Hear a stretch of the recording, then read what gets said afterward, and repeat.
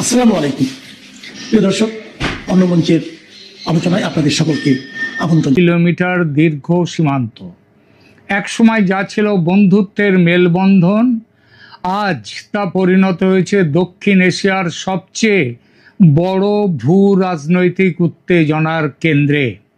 BSF ও বিজিবির মুখোমুখি অবস্থান, অনুপ্রবেশকারীদের পুশব্যাক, আর সেই সাথে সীমান্তে নতুন করে তৈরি হওয়া কাঁটাতারের বেড়া, সব মিলিয়ে পরিস্থিতি আজ বারুদের স্তূপে পরিণত হয়েছে।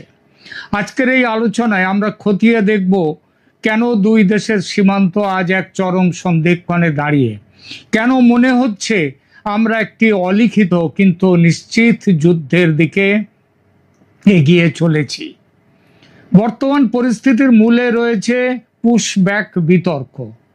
একদিকে ভারত তার অভ্যন্তরীণ নিরাপত্তার খাতিরে অনুপ্রবেশকারীদের, তাও তাদের সংখ্যাটা কম নয়, কমপক্ষে 2 কোটি এবং ঊর্ধ্বপক্ষে 3 কোটিও ছাড়িয়ে যেতে পারে, এই বিরাট সংখ্যক বাংলাদেশি অনুপ্রবেশকারীদের ফেরাতে বদ্ধপরিকর ভারত। অন্যদিকে বাংলাদেশের বর্তমান শাসকরা তাদের গ্রহণ করতে নারাজ। আমরা জানি যে এই নারাজ হওয়ার পেছনে অনেক বাস্তবিক কারণ আছে। যে দেশ এমনিতেই চরম দারিদ্র্যের মধ্যে রয়েছে, যাদের এই মুহূর্তে সেইভাবে মানুষের খাদ্য, বস্ত্র, বাসস্থানের তেমন করে সুযোগ করে দিতে পারছে না, নানান অসুবিধে রয়েছে তাদের খাদ্যের সব কিছু দিক দিয়ে, তার উপরে 2.5 থেকে 3 কোটি মানুষকে যদি নিতে হয় তাহলে তাদের নানা রকম অসুবিধে, তারা আরও বিপর্যস্ত হয়ে যাবে।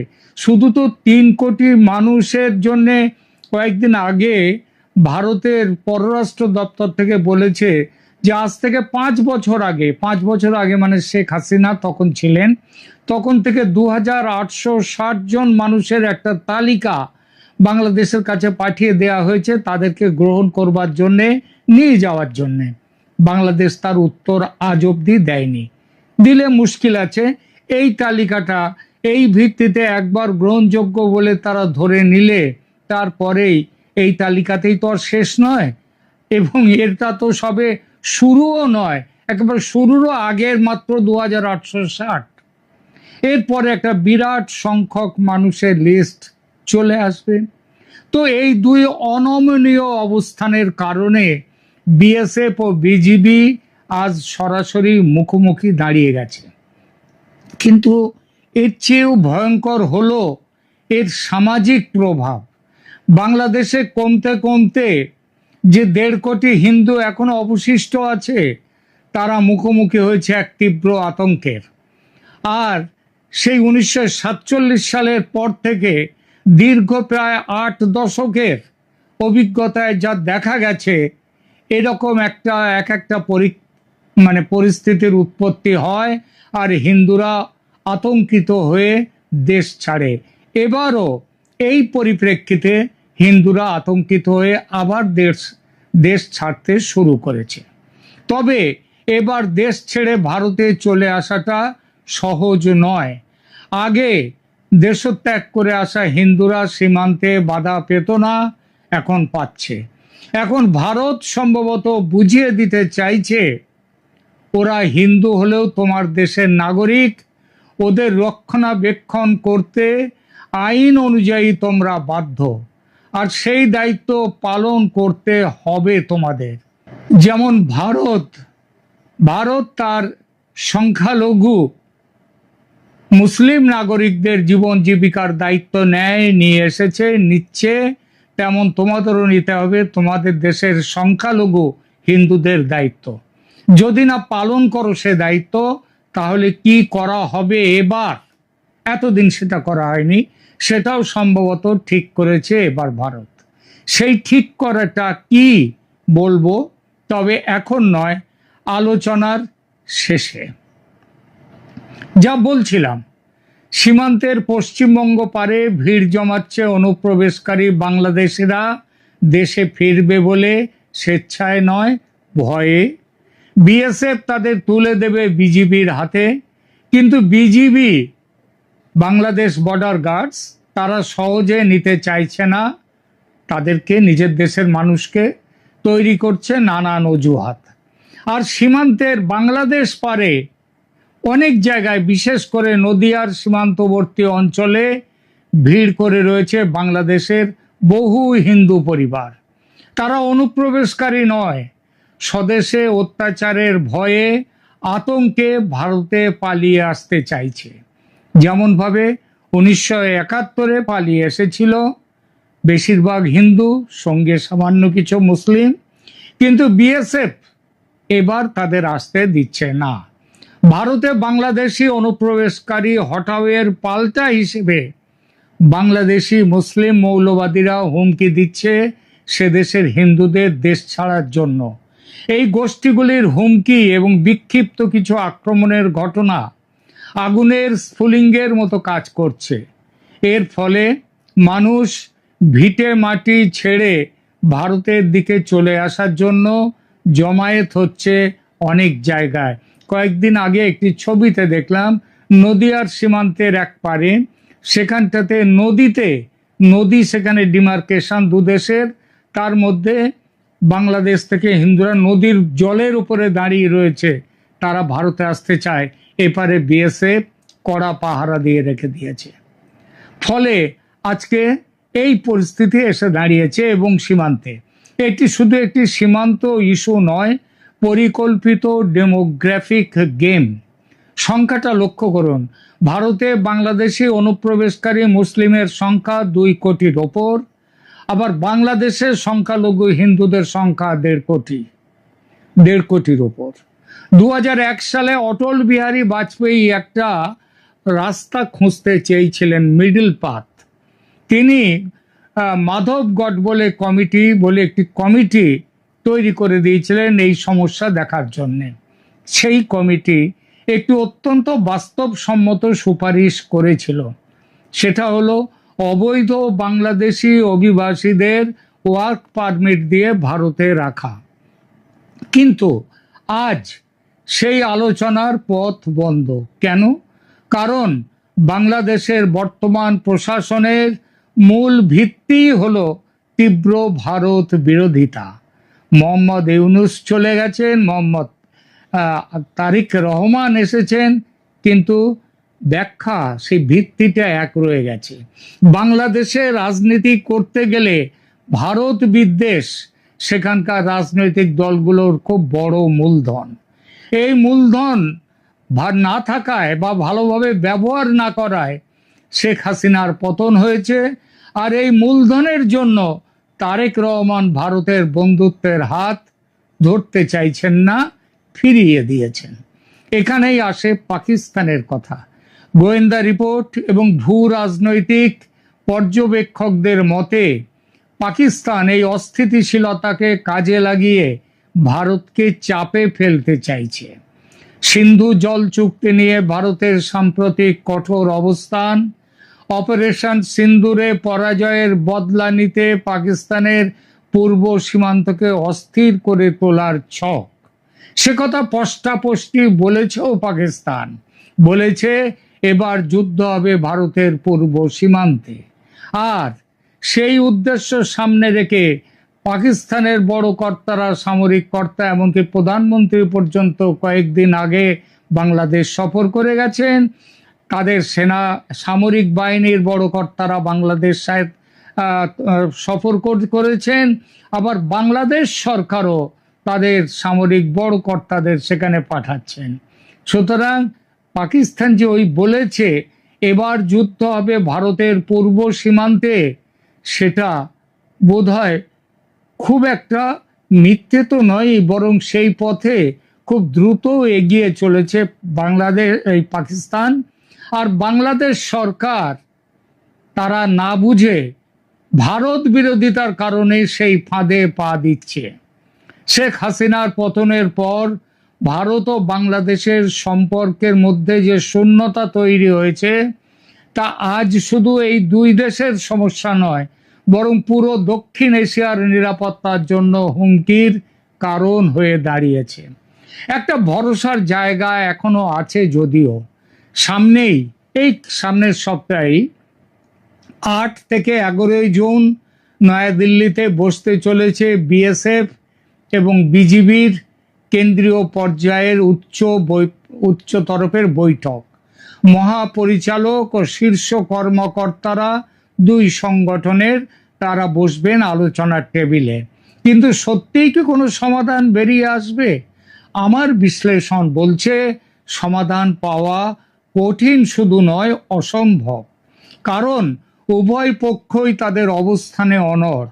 তাই এই বৈঠকটি কেবল একটি কূটনৈতিক আনুষ্ঠানিকতা হয়ে থাকার সম্ভাবনাই প্রবল। আর যদি এই বৈঠকে কোনো রফাসূত্র না মেলে, তবে সীমান্তে সংঘাতের তীব্রতা বাড়ার সম্ভাবনা ভয়ঙ্কর। 90% এটি অপারেশন সিন্দুরের মতো কোনো পরিস্থিতি কি তৈরি করতেই পারে। ভারত যে আর কোনো নরম অবস্থানে থাকবে না, তা দিল্লির সাম্প্রতিক পদক্ষেপগুলো দেখিয়ে দিয়েছে। এই খবরও আসছে দিল্লির রাজনৈতিক সূত্র থেকে, বাংলাদেশের হিন্দুদের যদি এবার গ্রহণ করে ভারত, তবে তাদের জনসংখ্যার আনুপাতিক হারে বাংলাদেশের ভূমির দখল নেবে ভারত। অর্থাৎ বাংলাদেশের 17 কোটি জনতার যদি 1.5 কোটি চলে আসে, তাহলে সেই পরিমাণ, ওই 1.5 কোটির পরিমাণের আনুপাতিক হারে বাংলাদেশের ভূমির দখল নেবে ভারত। এমন কথাও আসছে বর্তমানের সঙ্গে পুরনো বকেয়া হিসাবও মিটিয়ে নিতে এবার পারে ভারত। এছাড়া ভারত সরকার এখন তার উত্তর পূর্বাঞ্চলীয় নিরাপত্তা এবং ভারতের অখণ্ডতা রক্ষায় জিরো টলারেন্স নীতিতে অটল। তাদের কাছে এটি কেবল আর সীমান্ত ইস্যু নয়, এটি জাতীয় অস্তিত্বের প্রশ্ন। অন্যদিকে বাংলাদেশের বর্তমান শাসকরা তাদের রাজনৈতিক অস্তিত্ব টিকিয়ে রাখতে ভারত বিরোধিতাকে হাতিয়ার করেছেন। বাংলাদেশের হিন্দুরা তাই আজ এক বিপজ্জনক মোড়ে দাঁড়িয়ে। প্রশ্ন একটাই, কূটনীতির কি এখনো জেতার সুযোগ আছে, নাকি ভারতের পাবলিক ডিপ্লোমেসি বা সাধারণ মানুষের সাথে সরাসরি যোগাযোগের পথ ছাড়া আর কিছুই বাকি নেই? নাকি আমাদের প্রস্তুত থাকতে হবে এক অনাকাঙ্ক্ষিত সংঘাতের জন্য? প্রিয় দর্শক, আপনারা কি মনে করেন, এই পরিস্থিতি কি আলোচনার মাধ্যমে মেটানো সম্ভব, নাকি আমরা একটি বড় সংঘাতের দ্বার প্রান্তে?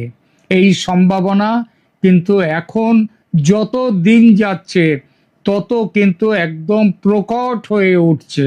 আর অনুপ্রবেশকারীদের নিয়ে যে সমস্যা আজ বেঁধেছে, এই সমস্যায় যদি বাংলাদেশ যদি তাদের নিজেদের মানুষদের ফিরিয়ে না নিতে চায়, তাহলে ভারতের সামনে, আবার বলছি, সামরিক সংঘাত ছাড়া কোনো রাস্তা নেই।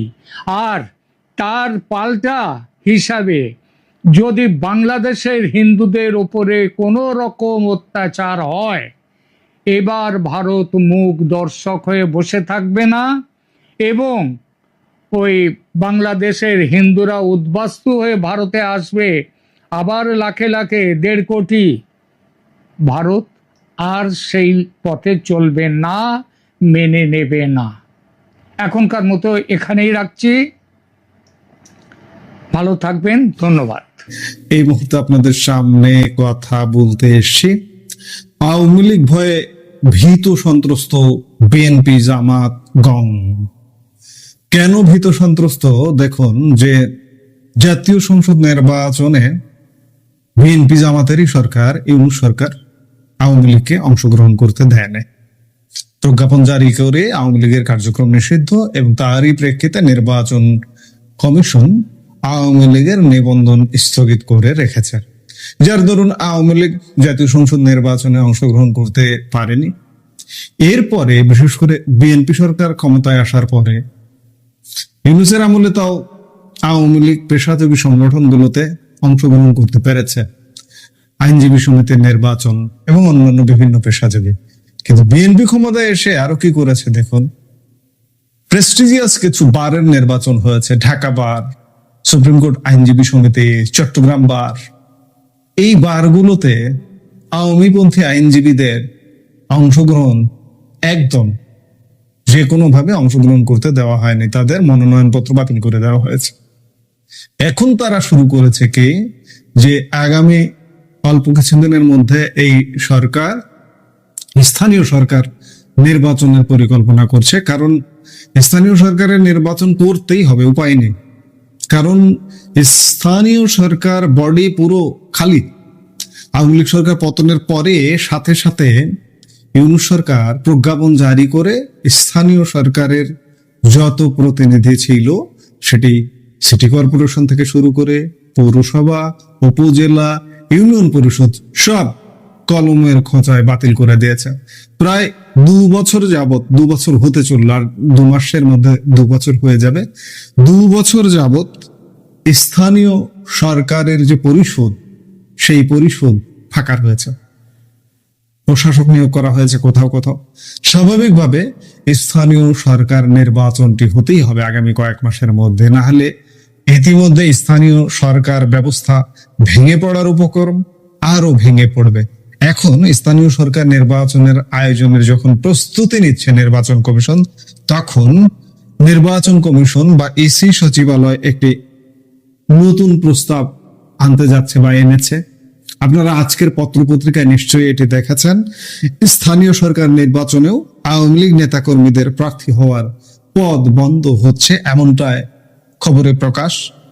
তথাকথিত নিষিদ্ধ ঘোষিত বা কার্যক্রম নিষিদ্ধ থাকা কোন রাজনৈতিক দল বা সংগঠনের নেতাকর্মীরা যাতে নির্বাচনে অংশ নিতে না পারেন, সেজন্য নির্বাচন আচরণ বিধি মালাগুলোতে নতুন বিধি যুক্ত করার উদ্যোগ নেওয়া হয়েছে। প্রস্তাবিত নতুন বিধি অনুযায়ী স্থানীয় সরকারের যে কোনো নির্বাচনে অংশ নিতে হলে সম্ভাব্য প্রার্থীদের একটি বিশেষ অঙ্গীকারনামায় স্বাক্ষর করতে হবে।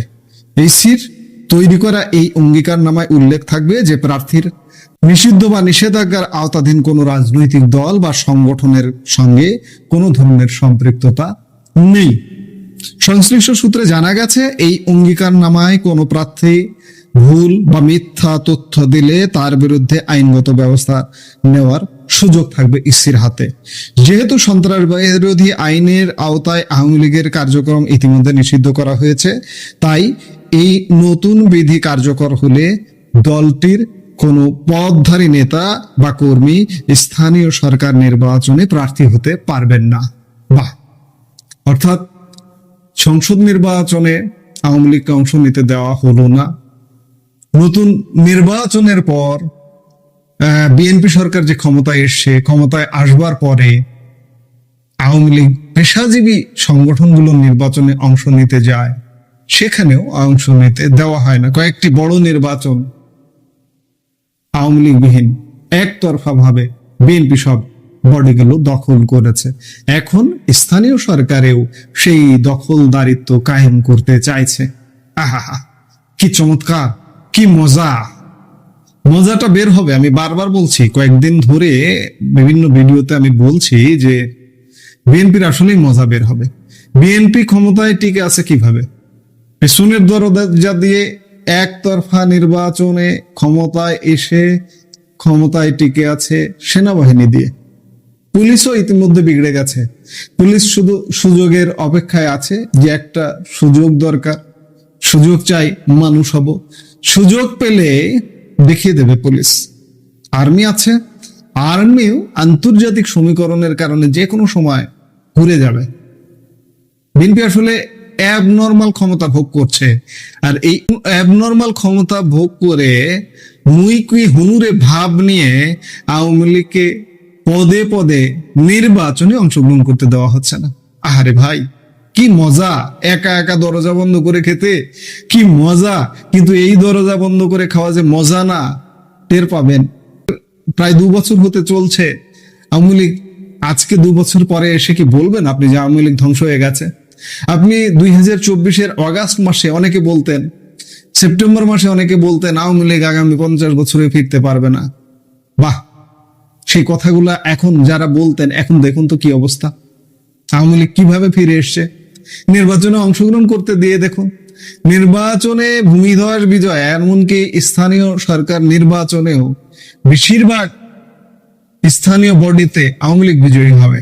যার কারণে এই পালসটা বুঝতে পেরে ক্ষমতাসীনরা আওয়ামী লীগকে নির্বাচনে অংশগ্রহণ থেকে বিরত রাখবার একটা অপচেষ্টায় লিপ্ত। আওয়ামী লীগ আসবে না এখনো অনেকে দিবা স্বপ্ন দেখছেন। যারা দিবা স্বপ্ন দেখছেন তারা আসলে বাস্তব পৃথিবীতে নেই। আওয়ামী লীগ অতীতেও বারবার বাধাপ্রাপ্ত হয়েছে। আমি স্বাধীন বাংলাদেশের আগে যাব না, স্বাধীন বাংলাদেশেই 75-এর আওয়ামী লীগের কি অবস্থা ছিল। আওয়ামী লীগ ভেঙে খান খান হয়েছিল, নেতৃত্ব ছিল না, 3টা নেতৃত্বে 3টা দলে বিভক্ত হয়ে গিয়েছিল। সেই 3টা নেতৃত্বে 3টা দল থেকে আওয়ামী লীগ ফিরে এসে ক্ষমতায় এসছে দীর্ঘ সময়। এবং বাংলাদেশের উন্নয়ন অবকাঠামোর যদি কাউকে নাম নিতে হয় কোন সরকারকে, আওয়ামী লীগকে নিতে হবে। বিশেষ করে গত 16 বছরে যা করেছে, তো সেই আওয়ামী লীগ 75-এর কঠিন সময় থেকে ফিরে এসছে, আজকে 24-এর কঠিন সময় থেকেও ফিরে এসে গেছে। যারা ভাবছেন যে আওয়ামী লীগ আসবে না, কতক্ষণ আপনি আটকিয়ে রাখবেন? যে কোনো দেশের একটি দল বা একটি কনসেপ্ট ফিরে আসতে জনমত একটা বিরাট ভূমিকা পালন করে। আমি বারবার একটা কথা বলি, ডিপ স্টেট বলুন বা অন্যান্য যে পাওয়ার গুলো বলুন, সেনা বাহিনী বলুন বা যাই বলুক না কেন, এরা কিন্তু জনমতের বিরুদ্ধে যায় না। জনমত তৈরি হচ্ছে, দিনকে দিন তৈরি হচ্ছে।